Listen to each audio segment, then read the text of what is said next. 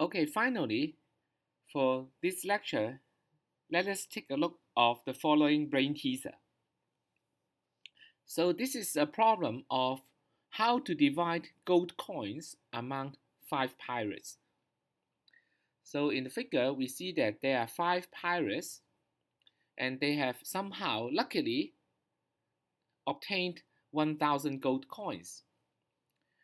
And these pirates, they are rankings. So let's say this one is of rank 1, the highest rank pirate. So this one is the boss. This one is rank 2, rank 3, rank 4, and rank 5. And the pirates here, they want to divide the gold coins in a so-called democratic way. So let's see how democratic way works. Okay. So this is the proposal, how they are going to do. So in this method, first of all, the rank 1 pirate will propose how to divide the gold coins. So, so, so he makes a proposal and then asks all the other people together with himself, okay, whether they agree with this proposal or not. Now, if at least half of them agree, so including himself, okay, he can vote as well, okay. If more than or equal to half of the pirates agree, then we will go with the proposal. But on the other hand, if less than half agrees, then what will happen? Then this pirate will be out of the game. So he will not has any say in the gold coins, and then he will just kicked out of the game. And then, just in case if pirates rank 1 pirate is out, then it is the time that the rank 2 pirate to make the proposal. We will make use of a similar idea. So this time, if at least half of the remaining pirates agree, then we will go with the proposal. But on the other hand, if less than half of the remaining agree, then in that case, this pirate will also be out of the game. So he will not get any gold coins at all. So in general, if rank 1, rank 2, up to rank K pirates, they are all out, then it will be the time for rank K plus 1 pirate to make the proposal. And always, if at least half of the remaining agree, we will go with the proposal. Otherwise, such a pirate will be out of the game. Now we assume that all the pirates are super smart, but they are also super greedy. So what will be the outcome? Who gets how many gold coins? And then what is the reason? So this problem is usually asked when you are doing an interview. So it looks really, really complicated because there seems to be no particular best solution for this one. Yeah. But fortunately, this problem actually fits into the scenario of recursion. So let's see, can we make use of the smaller subproblem's result to solve the larger subproblem? So this is the case where we have 5 pirates, right? So let us try to make this problem as simple as possible. So what could be the simplest scenario? We have 5 pirates sharing 1,000 gold coins.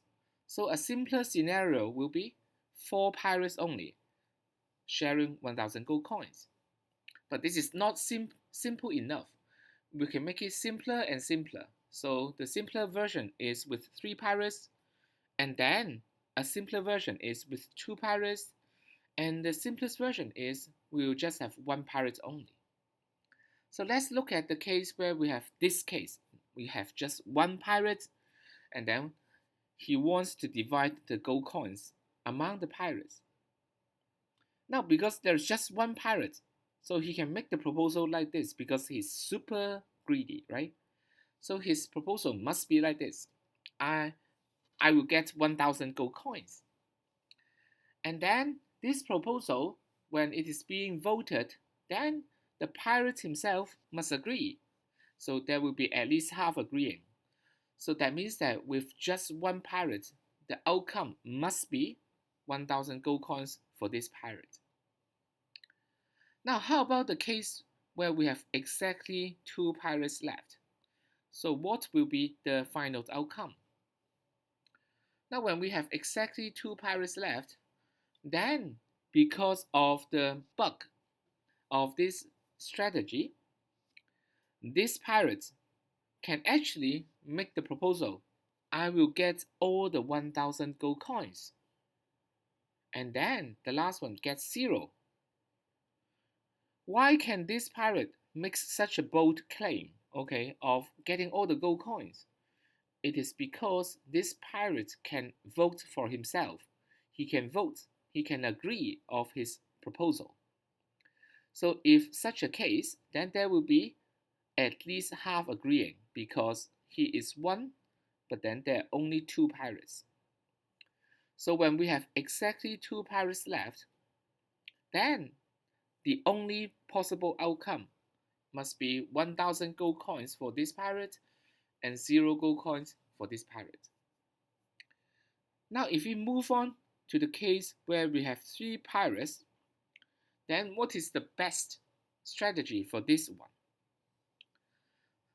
Now, if we think carefully, this one should not make the claim of all 1,000 gold coins, because in such a case, the distribution will be 1,000, 0, and 0, so that obviously this pirate will not vote for this guy, because if this one is gone, then he will get all the gold coins.